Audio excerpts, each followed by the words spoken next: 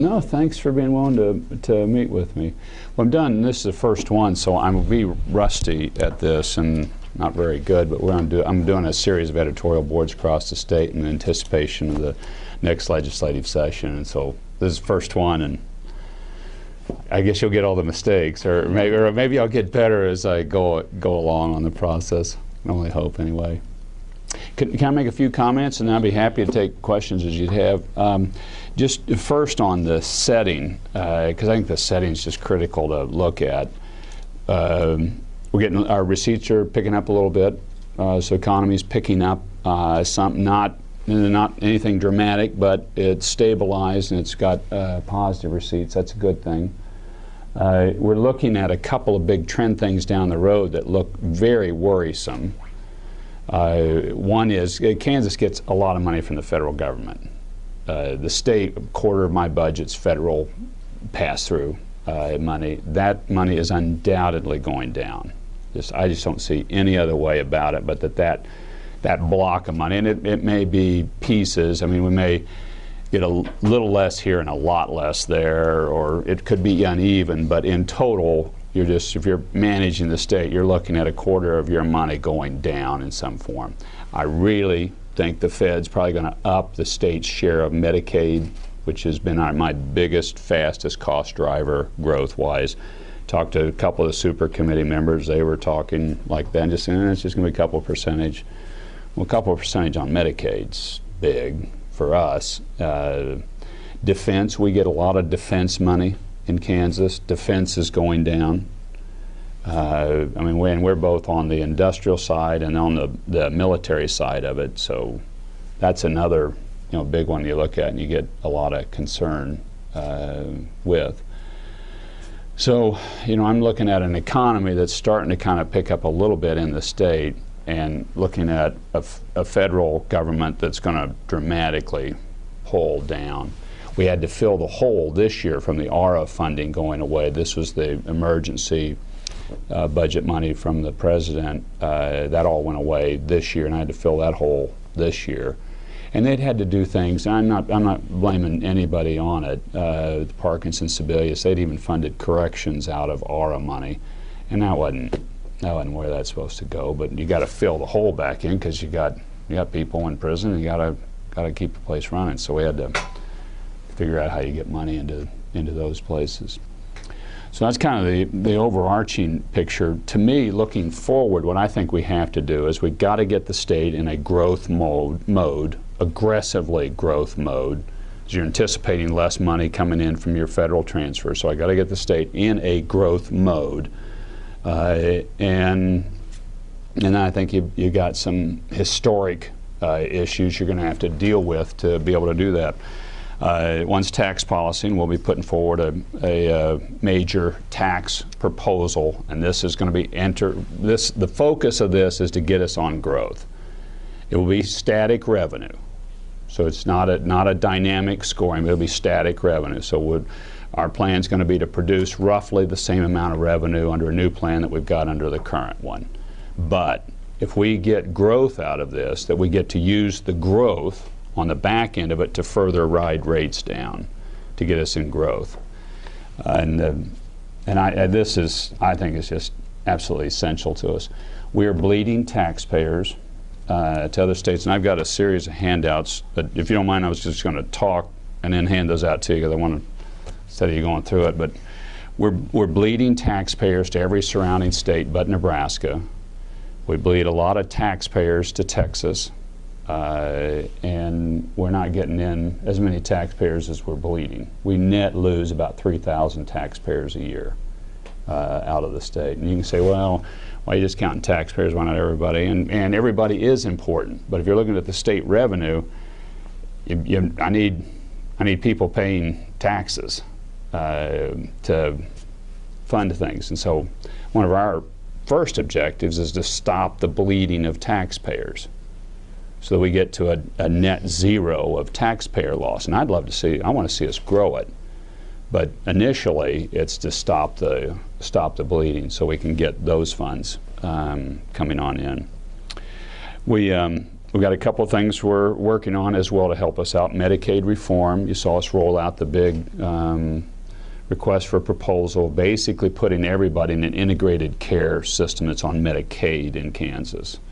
Right now we've got mothers and children in a integrated care system. We want to put everybody, including the expensive communities within Medicaid. A lot of states are moving this way. A lot of them will kind of do it incrementally because we've been studying lots of different states on it, but we decided let's go with the whole thing. What does that mean, a tiered system? It's not a tiered system, but it's an integrated care from the standpoint of this community. These are the folks that provide Medicaid services, and so it's on a contractual integrated system where we're managing it. It isn't just, okay, you get Medicaid, go find whatever doc you want, go find whatever disability support, mental health support you want, and we'll pay the bills. This is this is the group that we've contracted with to provide these services. We get a better contract rate, and now you've got to use this service. And some people may say, well, I don't want to do that. We're doing it in part of some places. It is a dramatic money saver on an initial basis. Over time, the other states and even our own experiences this way, you dramatically save year 1, year 2, and then your growth is slowed. So it doesn't keep taking it. It's kind of like you kind of get your cost savings out of the system at first, and then your growth curve is less than under a fee-for-service arrangement. It's as opposed to a fee-for-service. This critically important for us. We put $200 million from the highway plan into Medicaid this year to keep from cutting anybody off of Medicaid. We never cut anybody off of Medicaid. We're not going to cut anybody off of Medicaid. We haven't cut provider reimbursements.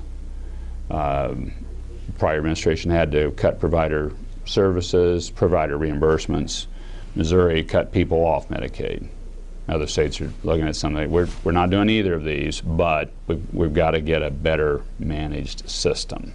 And so we just rolled that out. That's probably been a month ago now. That's a key piece of the future cost driver that we're looking at. So the taxes is for growth.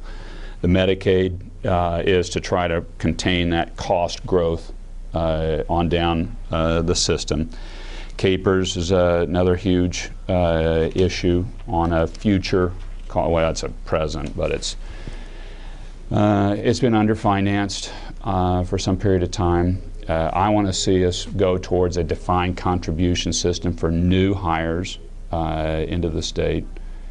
And there'll be votes Wednesday and Thursday on the Capers task force that the legislature appointed to see about going to that system. This is a system that almost is completely universal in the private sector now. Not completely, but almost completely universal in the private sector. And the public sector is moving towards, just because the cost of the current systems are, we don't have the money.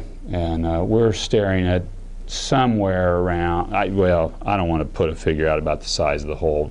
You should get it from the reports, because there's a little fluctuation, but it's a big hole that we've got. And it's almost all in teacher funding. The state employees, so they break them into different pools. State employees is actually pretty well funded, but the teacher retirement pool is not. And it wasn't funded when the state took it over. You know, if you had Dave Kerr come in here, he'd give you all the history on it, because I called him about this, and he said, we fixed it twice while he was in the legislature, and the point of it is just costs keep going up. People live longer. People living longer is a really good thing, but it just has a huge cost with it. So I want to end that growth with the new folks coming into the system and put them on a defined contribution. We'll see how the task force votes, and then work down over time the hole we've got under our DB system, on our defined benefit system. So that's, again, part of the, you're looking at your cost pieces down the road, and right now, and that's a big one of them as well. And then finally, we put forward the rough outlines of a school finance reform package, and that's in here too, where I hit that.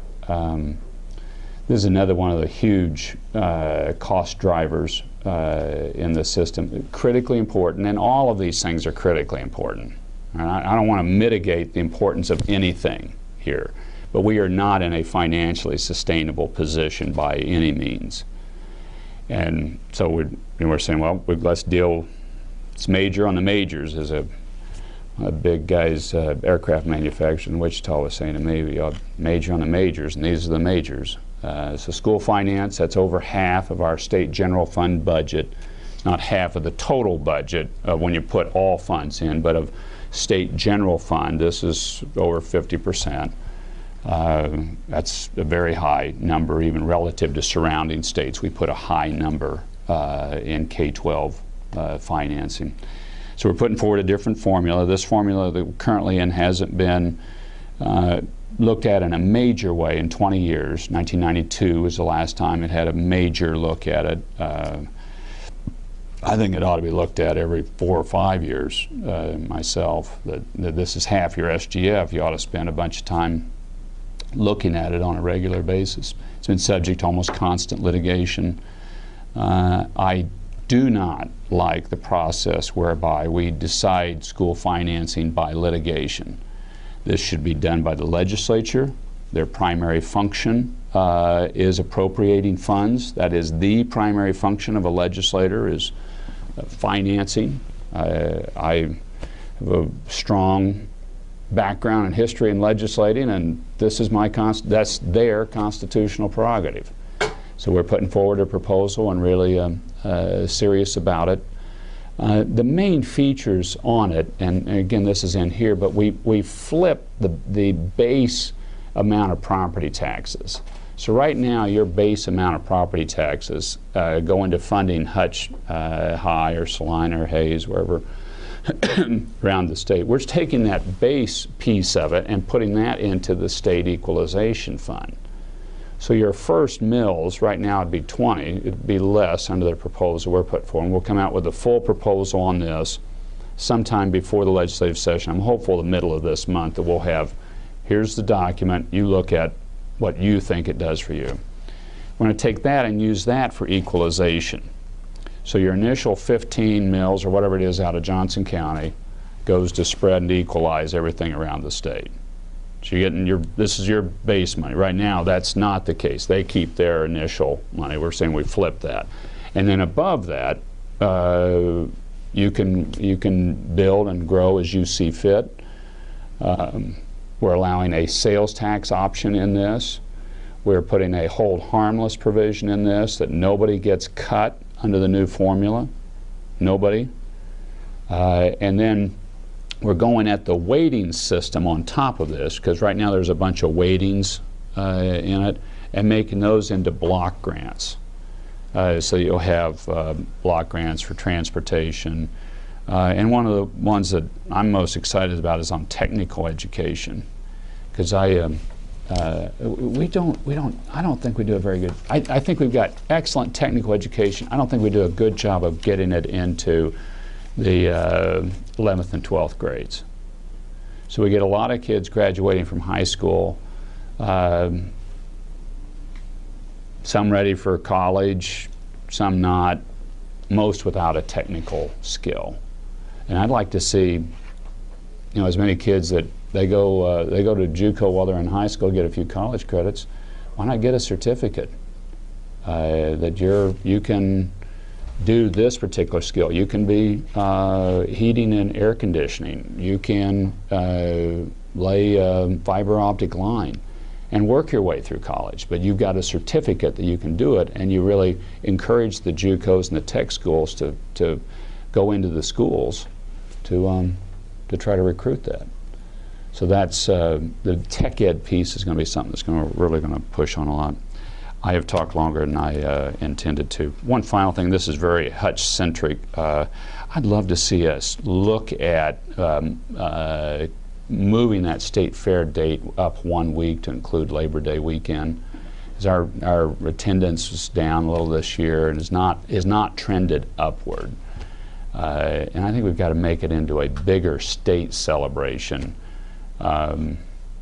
So I've asked the Fair Board to look at that, and I hope that, I don't know that it'll work, don't know that it's really feasible to do, but start you on a 3-day weekend, because it's the state fair gets all its attendance on the weekends, and particularly that first weekend. That's just a mega weekend. I was on the state fair board for a number of years. If you don't start off strong, you finish weak. But if you could start off with a 3-day weekend for the state fair, I think it really could help boost this growth. I'm sorry I talked longer than I intended to. Do you want these now? These are all handouts that go with what I said, or do you want them later? It's whatever you guys would like here. And again, this is my first run, so wasn't very good. Sorry, I'll get better. You want us to proof them for you? Yeah, if you give me input. Yeah. Very good at it, but we got a couple people around. I guess I'll start. State sales tax, and there's projected pretty good year in terms of revenues for the state if it continues, the trend continues. There's talk about maybe trimming that back early if the revenues are coming in. What would be your thinking on doing something with that in light of the revenues, and or would you rather do it in income tax? I'd rather do it as a total package, and they say we're putting a package forward, but I'm sure willing to look at any proposal. I would, in this packet, we've got in there the state tax rates for our surrounding states here. And Kansas is just on the high end of all these, including sales tax. Now we don't have property in here. There's personal, corporate, and sales, but we're a high-tax state in the area. Nebraska is higher than us in a couple of the categories, but we're high on sales, we're high on corporate, we're high on individual. And I think this is a good piece of why you get then this chart, which is this is migration of taxpayers in the region, and we lose taxpayers to every surrounding state but Nebraska. Now you can say, well, all right, Colorado's got mountains, it's a little warmer in Oklahoma. What about Missouri? Now why are we, what's going on here? You know, these are taxpayers now. Studying how many move out and move in, and this is the net difference? Yeah. Okay. This is IRS data, and that's 04 to 09. You may want to look at a different sweep of time, but so IRS says this person filed in Kansas, and then the next year they filed in Oklahoma. Yeah. And that's how you. Yep. That's how we mined that data. They say we lose about 3,000 taxpayers a year, mostly the surrounding states. We've got, I think, another chart in here that shows you where the biggest state we lose to is Texas, where we lose taxpayers to. And that's the biggest place we gain from is foreign countries. And then we've got a chart in here places we gain most people from. Number 2 is California, is where we get most people from. Our biggest net net flow of taxpayers to us, one's foreign countries, California, Michigan, Nebraska, Iowa, Ohio, top ones. Did we look at how the other surrounding states compare in the number of entities or services or groups that have sales tax exemptions? Do we have an extraordinarily high number of exemptions compared to the others? I haven't looked at that data. I don't know that point. We could or we might not. I don't know. When comparing severance taxes to surrounding states, because we got an oil play started in Kansas, and our severance tax rates, if I recall correctly, is lower than Texas, but Texas has more exemptions, so the effective rate. These big groups that come in and do these horizontal plays, they compare effective rate, and they're saying, no, your effective rate's a little higher, but not much. We're right in the ballpark. Are any exemptions on the table, as far as you're concerned? No, I looked at that. Tom, I spent some time kicking that around, and everybody that had been around the legislature said, don't get into that. You are going to have a complete firestorm. You're not going to get it done. Everybody and their brother comes in for their exemption, and you're going to end up fighting about this.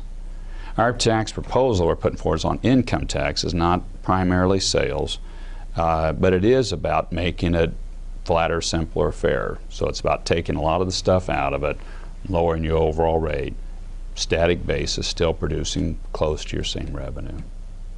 It's almost all income tax focused. Governor, you said that I'm welcome if somebody wants to try to make a run at some of those. But people have been trying, and I haven't seen them get very far. Right. It just seems that there's an awful lot of just individually named organizations There are. because they were effective with their lobbying. That it would strike me as maybe fairer to say, okay, these categories, if they're worthy of exempting, that anybody who fits that, as opposed to the specifically named groups or causes. I don't know how much you could really weed out of that, but it's a pretty high figure. The number is significant. If you're looking for money, the real money is in utilities, machinery, and you get some pretty fired up folks. What we're trying to do is get it done. A, get it done. B, really again major on the majors. And you could take on a whole bunch of these and not get much money. But I mean, if somebody wants to take a run at it, I'd sure be willing to look at it, and I think it would take a lot of the complexity out of things. But unless you get it, a couple of those I just identified, there's not a whole lot of resources here, not a lot of money there. Yes, ma'am. You talked about the economy coming back, but still a little bit on shaky ground. Would you support Senator McGlynn's call for ending the state sales tax, the 1% sales tax increase? Sure look at it. I'd rather look at it in context of an overall income tax reform, but I'll sure look at her proposal. Because our sales tax rates are high, but I'd rather look at it in the context of the overarching proposal. Yeah, folks, Mark Parkinson put me onto this. Nobody likes any tax. But if you rank the taxes for hatedness or how much they are despised, property tax is the most despised of the big categories. Income tax next, sales tax last. People's attitude towards taxes. As far as an economic stimulus, though, theoretically, wouldn't a lower sales tax encourage people to spend more money, put more money into the economy? I mean, is there some? Do the economists think that an income tax has a better stimulus than Yes. sales? Yes. I'm just. Most every economist, certainly not every economist, most every economist would say, get your tax rates down, get all the social engineering out of it, and just charge a lower, flatter rate on a broader base. And that's a more growth-oriented strategy. And most would tell you as well to focus on your income tax rate rather than other items, although property tax is certainly a significant piece. And most don't really push you to focus as much on sales tax for growth. If you want to grow, get that income tax rate down. You talked about, in regards to capers, moving to defined contribution and away from defined benefits. I'm sure your actuarials... New hires. New hire. I'm sure your actuarials can tell you how long that's going to take to get all those people out of the system. And perhaps you said this and I missed it, but what will it take to fill the gap in the meantime? And that's the number I didn't want to lay out for you because it does change with how the market's performing. If you do it right now, you're looking at roughly $7 to $8 billion hole. It's not all due right now, because it's as people mature through the system. But if you look at it right now, it's a big hole on this group right now. And what I'm trying to do, Tom, is just let's stop this on a go forward basis. So I don't hand this off to the next governor in 10 years, who's going to have the same problem that Dave Kerr solved twice before in his legislative career. I'm just, all right, we got it. We've got our blocks set. This is the group, and we're going to have to fund this. But we're going to do it over a period of time, because the whole build up over a period of time. So you're not talking about proposing any changes to the retirement rules that allow teachers and others to retire so early. Is it a rule of 85? Yeah, the legislature made changes on the contribution mix. That's a part of the base bill that this commission is a part of, and they upped the state's amount of contribution some. They upped the amount of the contribution of the employee more. So they changed the mix, and it will help the whole. So that's in the base bill that's passed the Senate, and at the commission, I'm almost certain that they will support that that should be done for the current pool, and that'll help. It doesn't fill the hole, but it does help. And I think what you're going to have to end up doing just over a period of years is, okay, we end the growth of it. This is it. This is the hole.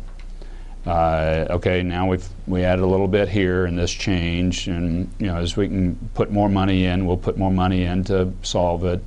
We'll hope we get some better returns out of the CAPERS pool at times. We've gone through a horrible time. I mean, you lost a third, roughly, of the capitalization of the United States of America from 08 to 10, 08 to 9.5. I mean, this is unprecedented until you go back probably to the late 20s, I think, on the loss of value in America that we experienced in that 1.5-year time period. And that hits CAPERS, too. Well, now we started building back. Holes less now than it was a year ago. So, but we don't have the capacity to fix it all right now, and we shouldn't. It would really be a big bite to try to do that. If your future hires are going to a defined contribution, though, doesn't that make that's less money that's going into CAPERS to fund it. So you're eventually you're still gonna have people in the system retiring. I mean, that hole's gonna get bigger before it gets better. Well, that's part of the increased contribution of the current retirees in the system, in the base bill, and the state's putting in more as well. And then there's going to be a transition period. I think they're proposing somewhere between 5 and 8 years of some payments still going into the system before you go to the full DC, or full DC. The transition is always that's always kind of the tricky piece of it, and lots of private sector groups have done this 20 years ago, but you've got to have a transition time period, and that's you got to fund it. Isn't a large portion of that gap caused by the legislature not actually funding what they had said they would? You had two pieces of it. One is it wasn't funded when it came into the state. Teachers piece of it. As I mentioned, the state employees, that one's pretty well funded and has been on an ongoing basis. The teachers piece was not funded when the state took it over, and then the legislature not putting in enough over time. Because it's one of those you can slide. Money's still getting paid, beneficiaries are still getting paid, but we're at 65%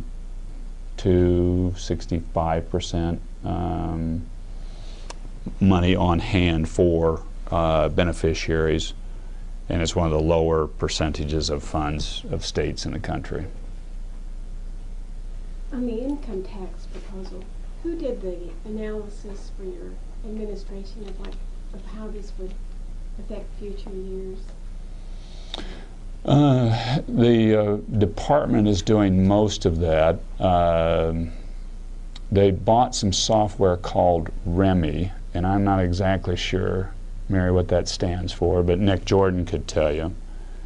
They have gotten assistance from Art Laffer and his organizations to help them in the planning and in some of the analysis of it too. And then the department itself, as I understand, and you really ought to check this with Nick, did the analysis on the static revenue of what the system would do if it were changed for our revenue. And they did that themselves, I think. So you should, the future projections of these two groups, the current, what the change would do of our current revenue done by the department revenue.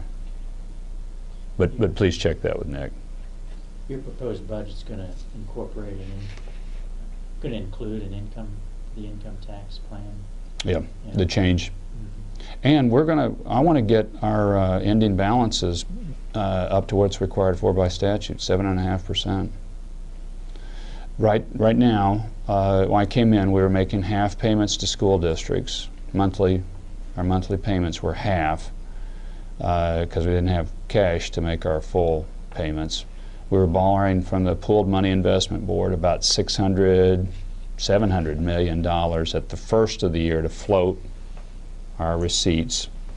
So we're borrowing from, this is the counties, and everybody puts in their money into the Pooled Money Investment Board that's investing. We were borrowing the state $700 million to cash flow our year. We dropped that to $600 million this year. We had $100 million cash on hand at the end of the fiscal year, this fiscal year. But we're supposed to be up over $400 million cash on hand by statute, 7.5% ending balance, and or we're targeting to get to that, and I think we can do it.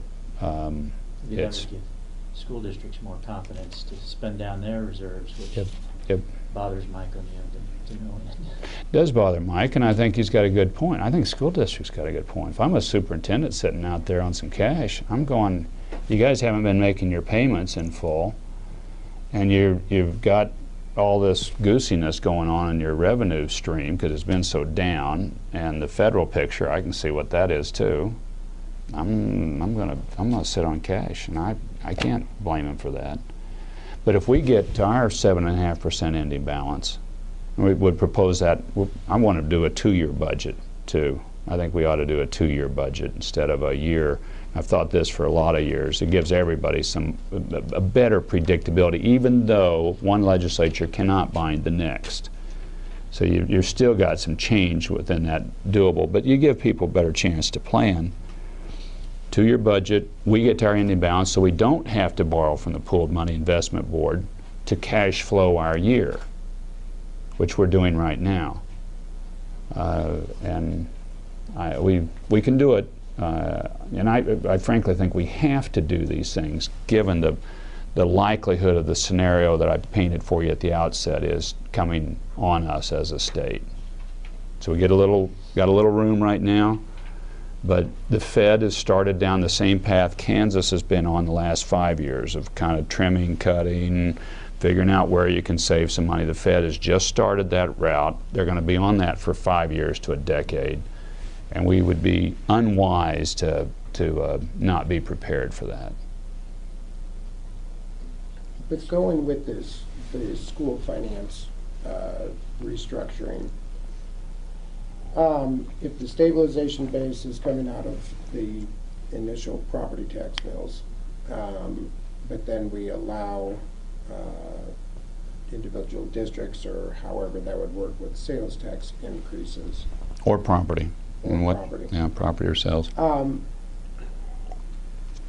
we comfortable in the effect it's going to have on the lowest income group that we have in Kansas right now that is already getting larger? This last recession hit them pretty hard. And if we're working on the income tax side, and not, and maybe allowing either property or sales taxes to go up, what are we going to do to ensure that if we get more people in poverty levels, how will we help them? That's the block grant piece of it, so that we have more flexibility to moving those funds on poverty, bilingual pieces of it. Plus, I mean, the initial runs look very interesting for a rural district or a poorer district when you flip the formula and you take your base property tax and put it into equalization. That's a ton of money from Johnson County coming across the state, because they're not going to get money under the equalization, but they're putting all that in. So I don't expect anybody to say, yeah, I like it, until they see the numbers and the runs on it. But I do think this is a better, longer-term strategy for where we are as a state right now. And then I'd love to see this thing regularly looked at, so we don't get 20 years down the road and say, well, we made that change, and don't look at it for another 20. But the whole thing in '92 was this disparity in both taxation and in the quality of education from rich districts and poor districts. It seems to me this is going backwards a little bit, backward to more ability to raise taxes locally, which in wealthy districts I'm sure they would welcome that, but are we getting inequality back into education and taxation? Have you been in any of the Blue Valley schools? No. I've seen their buses. They're already nice, right? That's under your current formula. Yeah. My point. I mean, look at the artificial turf, and I don't know how many indoor pools in some of these. That's under your current formula. I think this one will do better. I'm particularly excited about the tech piece of it, because in the future 60% of our workers in this state, this public numbers, are going to need a technical skill to have a job. And I want them to get that. So I want to still on graduation night celebrate degrees, college scholarships, and certificates that I am competent to do this. People get buried under college debt now. In fact, when I went to school, I got through undergrad on mix of scholarships, raising hogs on the farm, and working summers. And I could get through undergrad, didn't have any debt, and I had to finance my law school. That would be really hard to do today. But what if you had a technical skill and you can work some of your way through school? So you're working as a plumber, but you're also going to college, or you're doing heating and air conditioning. Yeah, your possibilities of making this work go up substantially, I think. And at the end of it too, you've been working through this. You've got a pretty good work history. I don't know that answers your question. One of the things I wanted to say is, I think we've got to get away from the situation we have right now, where the state will help finance new school buildings at the same time you're being forced to lay off teachers. And this is a quirk of the funding that we have. And right now, if you're Wichita and you go out and you sell a bond issue to the state and say, or you sell a bond issue to the local community, say we're going to build a high school here, the state will pay half of this. If you're a Wichita resident, why not? Somebody else is paying half of this, but you're looking at, do we have the money to fund the teachers in the system? These are separate programs. The building program's separate from the base state aid. Because last year we actually put more money into education than went in the year before at the state level. I got no credit for that, but you look at the total package. Here's what we do for the school districts. Here's what we do for the school buildings. Here's what we do for CAPERS, teachers. And you say, well, that total package was an increase from the state, not a decrease. Got no credit for it because everybody looks base state aid per pupil. Well, then let's building fund. Why are we doing this? Let's put that into base state aid. You want to build a school building? Great. God bless you. You go fund it. Capers, we are still taking on. I don't hear anybody at the school district saying they want to take over school teachers' capers.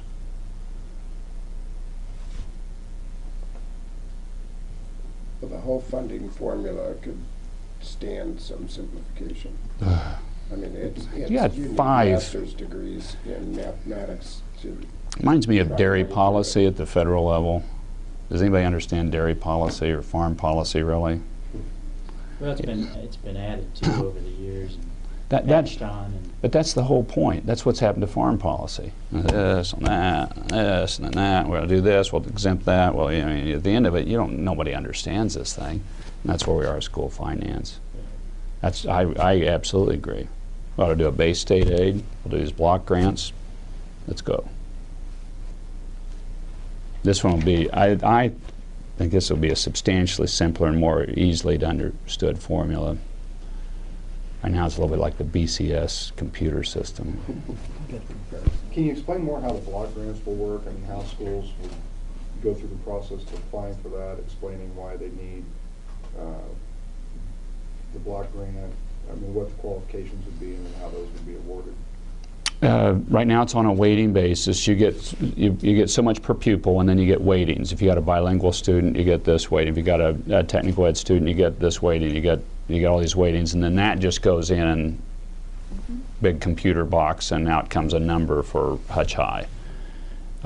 These would be, here's your base state aid per pupil. You get it, no strings attached. This yours. This is what you guys operate off of. Now we got these series of 5 block grant areas. I can go to the particulars of it. Operating block grant, that's your school buses, transportation. At risk, high poverty, bilingual, non-proficiencies. Teacher incentive program. Part of our reforms is we'd really like to pay teachers more for what they do rather than longevity or degrees they have. And so we're trying to get more into that system of this is how you're performing, how are your students performing.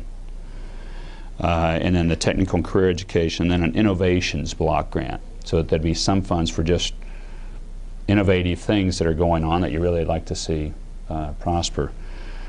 And the idea on any of these would be we want to see an application, what it is, here's what what we have here, and at the end of the year, here's how we performed under this block grant. So that if you're not getting anywhere on these things, you either put the State Board of Education puts more requirements or starts pulling some of the funds back rather than it just keeps chugging out the door. And that's how these would operate. You know, and I've got to, you're looking at it kind of going, well, is that the way we ought to do it? My hope is what we could do with that then is get more innovation taking place instead of just chugging money out the door, and get it in various places, and you start pushing best practices. Then what's the best bilingual practice that's taking place, and you get people performing, and you go to a school district in liberal or say, you know, how are you doing on your bilingual education? I want to see the numbers after year 1, year 2, year 3. And if they're underperforming what's taking place in Wichita, you go, what's going on here? Why are you not performing? Well, we got this reason, we got this different population. All right, have you tried this technique? Rather than now, it's just, you get this much money, you get this much money. Just have at it. That's the thought, and my hope is it'd bring more accountability into the system on the numbers. I'm a really big believer you measure things objectively on the numbers, and those can be stark and harsh, but Senator Moynihan, before he left the Senate, sold me on this point just completely, is that government rarely finds a way to change something until it finds a way to measure it. once it figures out how you can measure it, then the system, things start changing on it. And he used it for economic policy. He proposed the original Council of Economic Advisors. It says a page-and-a-half bill. But out of that then came your unemployment rates. And so it was a big fight to figure out who's unemployed. If you're working all day long, but you're living at your wage is starvation, are you employed? Well, I mean, well, what about part-time? Well, I mean, he said we had big fights about determining who's employed and who's unemployed. Well, we finally came out with a number and tweaked it over the years, and now people generally accept this is the unemployment rate. It is now too high. What are we going to do to work that down? And then everybody starts focusing on it. I just, that's the way government needs to operate, because otherwise it operates by slogans and, well, I got a new program. Okay, good. Does it work? I don't know, but it's a good idea. Did it work? Well, I don't know. We didn't measure it, but we're off to the next thing now. Let's do something else. We just really got to get more measurable. Got a conference on that tomorrow, actually, 4th grade reading. We're going to do that in Emporia tomorrow, because our 4th grade reading levels are okay, but we've still got 28% of our students don't read at basic reading levels. So we're going to hit that. We're not going to do what Florida did and just ban 3rd graders from progressing if they weren't reading at grade level. There's discussion of that. There's discussion of that. And I've talked with educators about it, and they're saying, we don't like that idea, this is horrible. Okay, well then what's your answer? How do we get the number down? Well, we're not sure, but don't do that. Well, if you're a policymaker and somebody that's in the field doesn't give you an answer for how can we get that number down that's credible, that's measurable, you end up tempting people to go the blunt instrument approach, which that's the blunt instrument approach. Set it. That's the way it's going to be unless you get that number down. The talk, well, Kansas City did a story on the Ways and Means Committee meeting where there was concerns raised about moving juvenile justice and corrections under SRS. From Saline County's perspective, we're horribly underfunded now, and how will that change under your system? With your proposal to get it under SRS, if your goal is to reduce Medicaid spending and get everything under the same roof, what can I tell those people in regard to their funding? Yeah, money won't change. It's a grant program that's been talked, and we're not moving JJA under SRS. It's this piece of the intake in the system grant program would move to the Medicaid portion. Well, Medicaid's going to move under health and environment piece. So we've got in this Medicaid shuffle that we're doing now, putting the whole system in an integrated care, and then realigning the state agencies to more structurally, functionally do what they are doing. So there'll be an aging and disability services, health and environment will stay as it is. SRS will be changed into a family and children's group. State hospitals move under aging and disabilities because that fits more there. H&E will fund and handle Medicaid, and then family and children's issues move under the old SRS and new families and children's, and that's where this grant piece of JJA would go in under families and children. But it's not, the rest of JJA stays freestanding, and the money will remain the same. We're trying to just line these functions up more for what they do. Governor, I hate to do this, but it's 11 o'clock. We have to Great. head to Wichita. Thanks. Appreciate very much you letting me practice on you.